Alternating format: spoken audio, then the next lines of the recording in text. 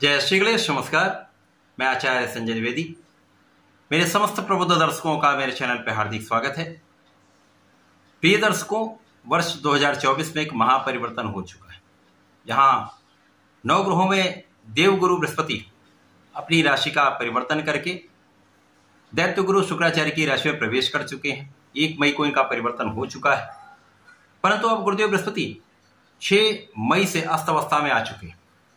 सर्वाधिक बड़े ग्रह, सर्वाधिक शुभ प्रभाव देने वाले मांगलिक कार्यों के कारक गुरुदेव बृहस्पति, जो ज्ञान देते हैं, शिक्षा देते हैं, प्रज्ञा के कारक हैं, विवाह कराते हैं, संतान देते हैं, कार्यक्षेत्र देते हैं, धन देते हैं, सब शुभ प्रभाव देने वाले सब कारक भावों के स्वामी गुरुदेव बृहस्पति जब अस्त अवस्था में जाएंगे तो किस प्रकार का प्रभाव देंगे। सर्वप्रथम तो ये समझ लें कि अस्त अवस्था क्या है। जब भी कोई ग्रह सूर्यदेव के प्रभाव में आता है, तो क्योंकि सूर्यदेव राजा है, नवग्रहों में इनका एक विशेष प्रभाव है, एक विशेष आभामंडल है।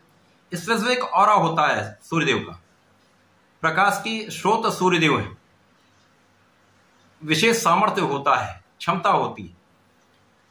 इस विशेष आभामंडल के समक्ष जो दूसरा ग्रह होता है उसका आभामंडल क्षीण हो जाता है, तो ऐसा प्रतीत होता है उस ग्रह का प्रभाव निर्बल हो गया।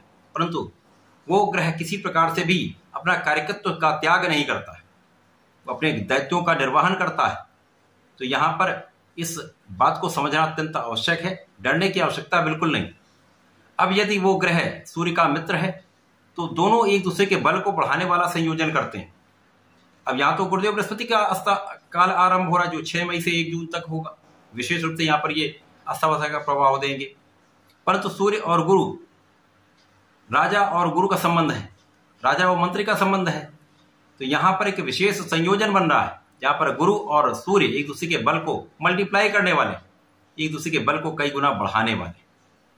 प्रिय दर्शकों, जब भी सूर्य और गुरु का संबंध बनता है तो अस्तवस्था तो होगी, क्योंकि ये सूर्य का प्रभाव है, विशेष आभामंडल है। परंतु यहां पर ऐसा देखा गया है कि जब भी सूर्य और गुरु का आपस में युति संबंध बनता है या दृष्टि प्रभाव बनता है, तो यहां पर विशेष रूप से उस भाव की वृद्धि कई गुना बढ़ जाती है। इसी प्रकार से गुरु और सूर्य का प्रभाव शासन सत्ता में विशेष लाभ देता है, क्योंकि शासन प्रशासन के कारक सूर्यदेव हैं और ज्ञान और धैर्य विवेक के कारक गुरुदेव बृहस्पति हैं।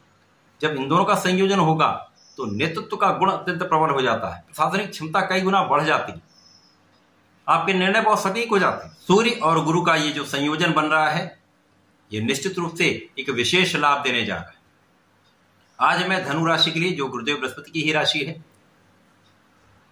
सूर्यदेव के राशि परिवर्तन का तथा गुरुदेव के अस्तकाल का किस प्रकार का प्रभाव मिलने वाला है, यहाँ पर किस भाव में क्या समस्याओं का अंत होगा, किस प्रकार से कष्टों का अंत होगा, इस समय का कैसे आप लाभ ले पाएंगे, इस समय में कैसे उपयोगी बना पाएंगे, संपूर्ण विश्लेषण मैं पूर्ण तरीके के साथ करने जा रहा हूं। प्रिय दर्शकों, चूंकि एक गुरुदेव का प्रभाव एक लंबी अवधि के लिए होता है, तो ये राशिफल आप अपने लग्न तथा राशि दोनों के अनुसार देख सकते हैं। धनु राशि के लिए गुरुदेव बृहस्पति लग्न तथा सुख के स्वामी होकर षष्ठम भाव में गोचर करेंगे, जो कि एक त्रिक भाव है, रोग ऋण शत्रु का भाव है। इसी प्रकार से सूर्यदेव भाग्य के स्वामी होकर षष्ठम भाव में होंगे। अब यहां पर देखने वाली बात यह है कि सूर्य को छोड़कर जितने भी ग्रह हैं वो त्रिक भाव में निर्बल हो जाते हैं। परंतु जब सूर्य और गुरु का संयोजन बनेगा, सूर्य को किसी प्रकार का कोई त्रिक दोष नहीं है, तो ये गुरु के बल को बढ़ाने वाले होंगे। यहां पर अस्त क्या होने वाला है, आपके रोगों का अस्त होने वाला है, आपके अवरोधों का अस्त होने वाला है, विरोधियों का अस्त होने वाला है, विरोधियों का पराभव होने वाला है, तथा यहां पर आपके ऋण से आप मुक्त होकर ऋणों का अस्त करने वाले हैं। तो ये एक विशेष समय है। प्रबल रूप से शत्रुहंता योग बन रहा है, जो आपके शत्रुओं का तो विनाश कर देगा। सरकारी कार्यकाज में समस्त सफलता आपको मिलेगी, सरकारी कार्यों में संपूर्ण सफलता मिलेगी। कानूनी समस्याएं जो हैं उन पर आप विजयी होंगे। विदेश में रहकर जो लोग कार्य कर रहे हैं, जो लोग विदेश सेवाओं में स्पेशली है, उनके लिए पद वृद्धि का समय है, यश वृद्धि का समय है। जो लोग विदेश में रहकर कार्य कर रहे हैं, विदेश में रहकर व्यापार कर रहे हैं, विदेश से संबंधित होकर कुछ कार्य में, निश्चित रूप से एक बड़ा लाभ आपको प्राप्त होने वाला है। वहां आ रही समस्याएं दूर होंगी, वहां पर जो सरकारी तंत्र से या वहां पर उच्चाधिकारियों के बीच में जो सामंजस्य में समस्या आ रही थी वो दूर होने वाली। तो ये पूरा माह आपके लिए अत्यंत विशेष रहने वाला है। इसके साथ ही साथ भाग्य का संपूर्ण साथ आपको मिलेगा। भाग्य प्रबल रूप से आपके साथ में होगा, तो कहीं पर जो कुछ समस्याएं भी आती है तो उनसे आप पार पा लेते हैं। अब क्योंकि लग्न के स्वामी, तो कुछ यहाँ पर तनाव आपको हो सकता है। अब यहाँ पर जो षष्ठम भाव का भाव है वहां पर कुछ मौसम के रोग हो सकते हैं, अथवा यदि जो लोग जिनकी कुछ आयु हो चुकी है, जो कुछ बुजुर्ग लोग हैं, उनमें यदि शुगर की समस्या है, डायबिटीज है, तो वो बढ़ सकती है। तो यहाँ पर आपको अपने स्वास्थ्य का ध्यान रखना होगा, अपने खाने पीने पर नियंत्रण रखना होगा। विशेष रूप से अपने स्वास्थ्य का ध्यान रखें।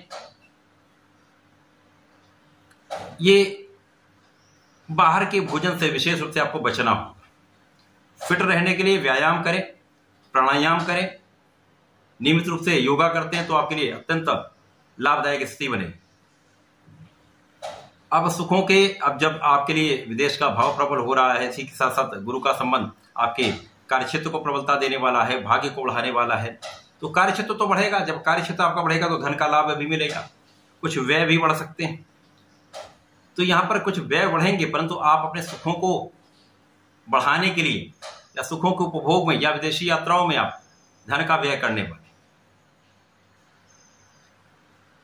एलर्जी की समस्या भी कुछ हो सकती है, कुछ मौसम के रोग हो सकते हैं, यहां आपको सावधान रहना। सूर्यदेव का प्रभाव निश्चित रूप से यहां पर रहकर आपके नेतृत्व के गुण को प्रबल करने वाला। धनु राशि के जातक, आप किसी भी कार्य क्षेत्र में हो, किसी प्रोफेशन में हो, किसी भी नौकरी में हो, वहां पर आप निश्चित रूप से लीड करने वाले हैं, एक अच्छा नेतृत्व देने वाले हैं, आपके क्षमता में वृद्धि होने वाली है। केवल तनाव से बचना होगा, बिना कारण तनाव ना लें तथा अपने स्वास्थ्य का ध्यान रखें।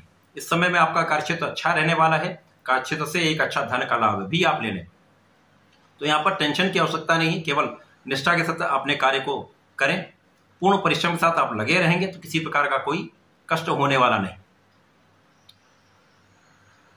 धनु राशि के जातकों को नियमित रूप से भगवान श्री हरि की शरण में रहकर ओम नमो भगवते वासुदेवाय का कम से कम एक माला का जप नित्य कर लें, सूर्यदेव को जल दें, तो इस समय में आपके कष्ट भी दूर होंगे, आपका कॉन्फिडेंस भी बहुत अच्छा रहेगा, आपके निर्णय भी बहुत अच्छे रहेंगे, तो इस समय विशेष लाभ ले पाए। तो ऐसा करके समय का लाभ लें। धन्यवाद, नमस्कार।